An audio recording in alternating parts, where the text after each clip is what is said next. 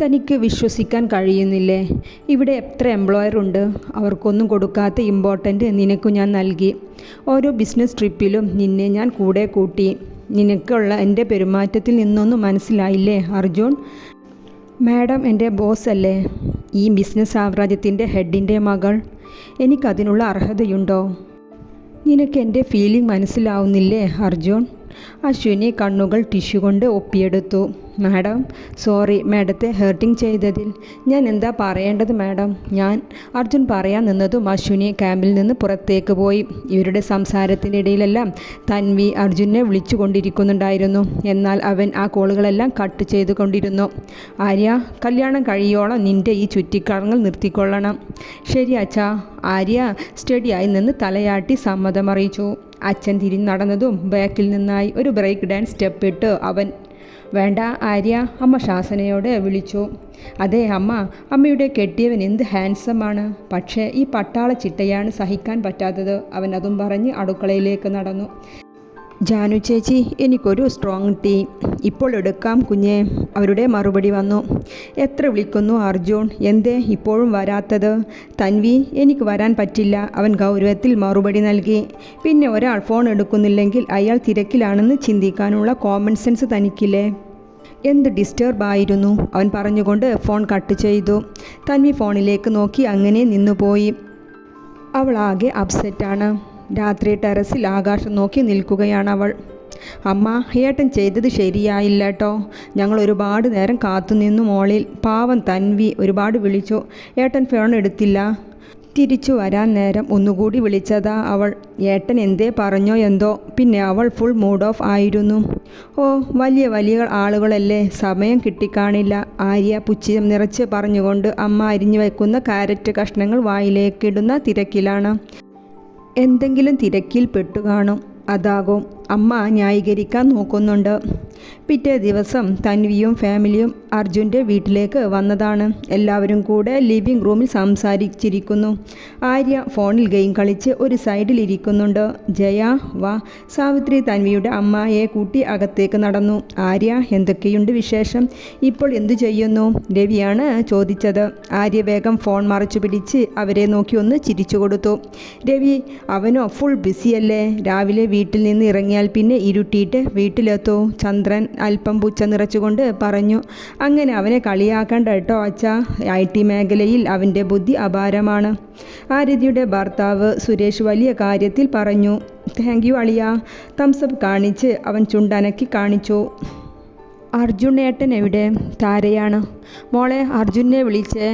അച്ഛാ. ആരതി അവനെ വിളിക്കാനായി അവൻ്റെ റൂമിലേക്ക് പോയി. അർജുൻ അശ്വിനിയെ ഫോൺ ചെയ്തുകൊണ്ടിരിക്കുകയാണ്. ഫോൺ അടിച്ചു കട്ടാകുന്നു എന്നല്ലാതെ എടുക്കുന്നില്ല. ഏട്ടാ, അവരെല്ലാം വന്നിട്ട് എത്ര നേരമായി? ആരതി പറഞ്ഞുകൊണ്ട് ഡോറിൽ മുട്ടി അകത്തേക്ക് കയറി. എന്തിനാ ഇവരെല്ലാം ഇപ്പോൾ വന്നേ? ഈ കല്യാണ ചടങ്ങുകൾ എനിക്കാകെ അസ്വസ്ഥത ഉണ്ടാക്കുന്നുണ്ട്. അർജുൻ മുഖം ചുളുക്കിക്കൊണ്ട് പറഞ്ഞു. ഏട്ടൻ വാ, ഇതെല്ലാം കല്യാണത്തിൽ പറഞ്ഞിട്ടുള്ളതാ. അർജുൻ ലിവിംഗ് റൂമിൽ ഒരു ചെയറിൽ പോയിരുന്നു. അപ്പോഴും അവൻ അശ്വിനിയെ വിളിച്ചുകൊണ്ടിരിക്കുന്നുണ്ട്. തൻവി ഇടയ്ക്കിടയ്ക്ക് അവനെ നോക്കുന്നുണ്ട്. എന്നാൽ അവൻ്റെ ശ്രദ്ധ മുഴുവൻ ഫോണിലാണ്. അല്പസമയം അവിടെ ഇരുന്ന് ആരോടും ഒന്നും മിണ്ടാതെ അവൻ എഴുന്നേറ്റുപോയി. ആര്യ അമ്മയെ ഒന്ന് നോക്കി. അമ്മയ്ക്കും അർജുൻ്റെ ഈ പ്രവൃത്തി ഇഷ്ടമായിട്ടില്ല. ഏട്ടാ, കാറിൻ്റെ കീ എടുത്ത് പുറത്തേക്ക് ഇറങ്ങുന്നതിൻ്റെ പിന്നാലെ ആരതി ചെന്നു. ഏട്ടൻ എവിടേക്കാ? എനിക്കൊരു പ്രധാന ജോലിയുണ്ട്, അത്രമാത്രം പറഞ്ഞ് അവൻ കാറെടുത്തു പോയി. കാർ ഡ്രൈവ് ചെയ്യുമ്പോഴും അവൻ്റെ മനസ്സ് മുഴുവൻ അശ്വിനി ഓഫീസിൽ നിന്നും പറഞ്ഞ വാക്കുകളായിരുന്നു. അവൻ ആകെ കൺഫ്യൂഷനിലാണ്. പിന്നെ എന്തൊക്കെയോ ഉറപ്പിച്ച പോലെ അവൻ ജ്വല്ലറിയിൽ കയറി ഒരു മോതിരം വാങ്ങി അശ്വിനിയുടെ ഫ്ലാറ്റിലേക്ക് പോയി. ഡോർ ബെല്ലടിച്ചു. അശ്വിനി ഡോർ തുറന്നു കൊടുത്തു. അർജുൻ ഒരു പുഞ്ചിരിയോടെ അകത്തേക്ക് കയറി. ഇരിക്കോ പറഞ്ഞുകൊണ്ട് അവൾ കുഷ്യനിലേക്ക് ഇരുന്നു. അർജുൻ അവളുടെ അടുത്തായി ഇരുന്നു. ഞാൻ ഒരുപാട് ചിന്തിച്ചു മാഡം. എനിക്ക് മാഡത്തെ വിവാഹം കഴിക്കാൻ സമ്മതമാണ്. അവൻ റിംഗ് ബോസ് തുറന്ന് റിംഗ് എടുത്തുകൊണ്ട് പറഞ്ഞു. എന്തേ ഇത്ര പെട്ടെന്ന് മറ്റവളെ വേണ്ട എന്ന് തോന്നിയോ? ഉള്ളിൽ പുച്ഛ നിറച്ച് മുഖത്ത് പുഞ്ചിരി അണിഞ്ഞ് അശ്വതി ചോദിച്ചു. എനിക്ക് മാഡത്തെ ഇഷ്ടമായിരുന്നു. പിന്നെ സ്വയം ഞാൻ വേണ്ട എന്ന് വെച്ചതായിരുന്നു. എൻ്റെ ബോസ് ആയതുകൊണ്ട് ഇപ്പോൾ മാഡം തന്നെ വിവാഹം കഴിക്കാൻ താല്പര്യം പറഞ്ഞുമ്പോൾ ഞാൻ എന്തിനു വേണ്ട എന്ന് വെക്കണം? അവൻ പുഞ്ചിരിയോടെ പറഞ്ഞു. അശ്വിനി അവൻ്റെ മുഖത്തേക്ക് തന്നെ നോക്കി മോതിരവിരൽ നീട്ടിക്കൊടുത്തു. അവൻ ആ വിരലിലേക്ക് മോതിരം അണിയിച്ചു. അർജുൻ, ഇനി മുതൽ എന്നെ മാഡം എന്ന് വിളിക്കരുത്, അശ്വിനി എന്ന് വിളിച്ചാൽ മതി. ഈ സമയം വീട്ടിൽ വിരുന്നുകാരെ ഭക്ഷണം കഴിപ്പിക്കുന്ന തിരക്കിലാണ് ചന്ദ്രനും സാവിത്രിയും എല്ലാം. അർജുൻ എവിടെ ആരതി? ചന്ദ്രനാണ്. അത് അച്ഛാ, ഏട്ടനൊരു കോൾ വന്ന് പെട്ടെന്ന് പോയി, ഓഫീസിൽ വല്ല അർജൻറ്റും കാണും. ആരതി ഒന്ന് മടിച്ചുകൊണ്ട് പറഞ്ഞു.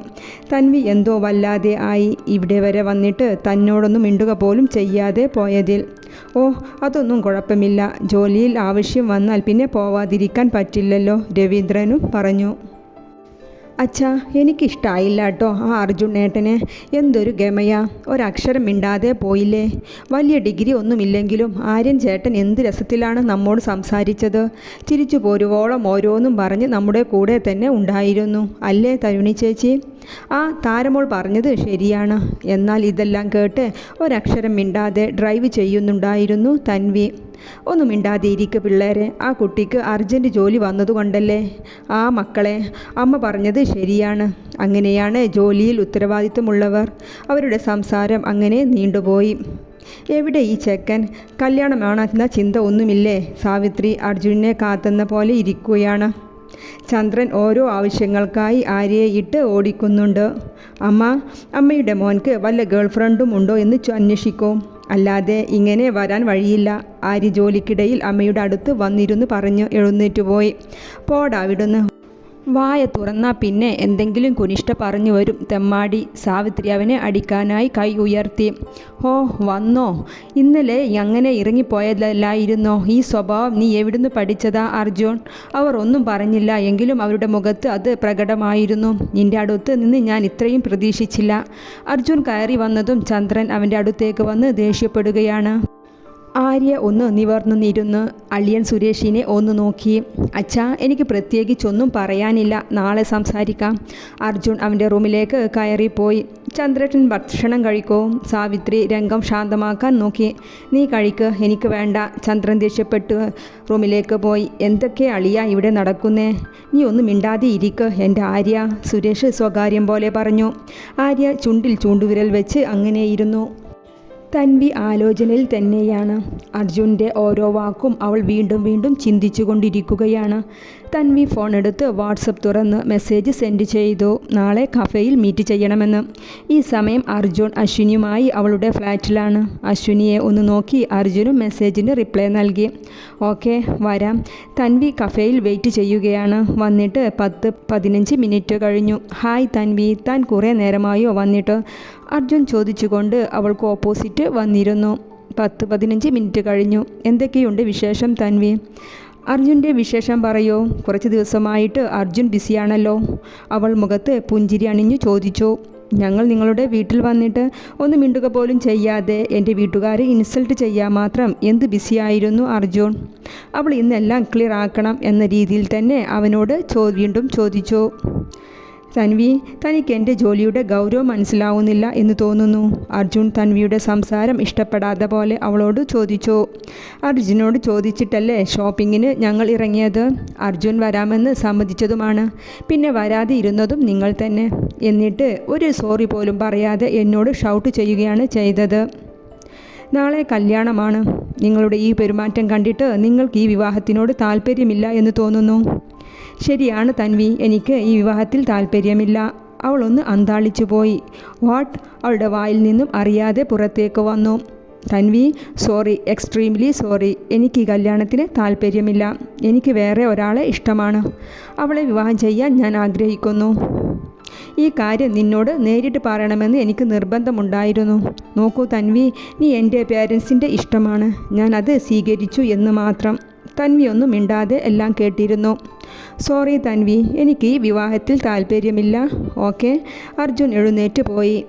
തൻവി ആ ഇരുത്തം അങ്ങനെ ഇരുന്നു പോയി. പിന്നെ പെട്ടെന്ന് എഴുന്നേറ്റ് അർജുനെ വിളിച്ചുകൊണ്ട് അവൻ്റെ പിന്നാലെ പോയി. അപ്പോഴേക്കും അവൻ കാറിൽ കയറി പോയിരുന്നു. എന്നാൽ ഇതെല്ലാം ആര്യ കാറിലിരുന്ന് കാണുന്നുണ്ടായിരുന്നു. ആര്യ തൻവിയെ നോക്കി അതിൽ നിന്നും ഇറങ്ങി. അവൾ കണ്ണുകൾ തുടക്കുന്നുണ്ട്. ആര്യ വേഗം അവളുടെ അടുത്തേക്ക് ചെന്നു. എന്താ തൻവി, എന്താ പ്രോബ്ലം? ഏട്ടൻ എന്താ ഒറ്റയ്ക്ക് പോയത്? അവൻ ചോദിച്ചു കൊണ്ടിരുന്നു. എന്നാൽ തൻവി മറുപടിയൊന്നും പറയാൻ ആഗ്രഹിക്കുന്നില്ലാത്തതുപോലെ ഓട്ടോക്ക് കൈ കാണിക്കുകയാണ്. ഏയ്, താൻ എന്തെങ്കിലും പറയുന്നുണ്ടോ? അവസാനം ആര്യ ഗൗരവത്തിൽ തന്നെ ചോദിച്ചു. ഞാൻ എന്താ പറയേണ്ടത് ആര്യ? തൻ്റെ ഏട്ടന് ആ കല്യാണത്തിന് താല്പര്യമില്ലെന്ന്. വേറെ ഒരു പെണ്ണിനെ ഇഷ്ടമാണെന്ന്, അവളെ വിവാഹം ചെയ്യൂ എന്ന്. ബെസ്റ്റ് സമയം അല്ലേ ആര്യ? കല്യാണം നടക്കില്ല എന്ന് പറയാൻ പറ്റിയ ബെസ്റ്റ് സമയം അല്ലേ? ശരി, ഈ വിവാഹത്തിന് താല്പര്യമില്ലെങ്കിൽ പറയാൻ എത്ര ദിവസങ്ങളുണ്ടായിരുന്നു? വലിയ ബിസിനസ് മാൻ അല്ലേ, ചിലപ്പോൾ സമയം കിട്ടിക്കാണില്ല. അവൾ ഇടയ്ക്കിടയ്ക്ക് പുച്ഛിച്ചുകൊണ്ട് മറുപടിയും പറയുന്നുണ്ട്. ഞാൻ ഈ കാര്യം വീട്ടിൽ എങ്ങനെ പറയും ആര്യ? കല്യാണത്തിനുള്ള ഒരുക്കങ്ങൾ മുക്കാലും കഴിഞ്ഞു. നോക്ക് തൻവി, എനിക്ക് താൻ പറയുന്നതൊന്നും മനസ്സിലാവുന്നില്ല. വാ, കാറിൽ കയറ്, ഞാൻ വീട്ടിലിറക്കാം, ആളുകൾ ശ്രദ്ധിക്കുന്നുണ്ടാകും. തൻവി ചുറ്റുമൊന്ന് നോക്കി ആര്യൻ്റെ കൂടെ കാറിലേക്ക് കയറി.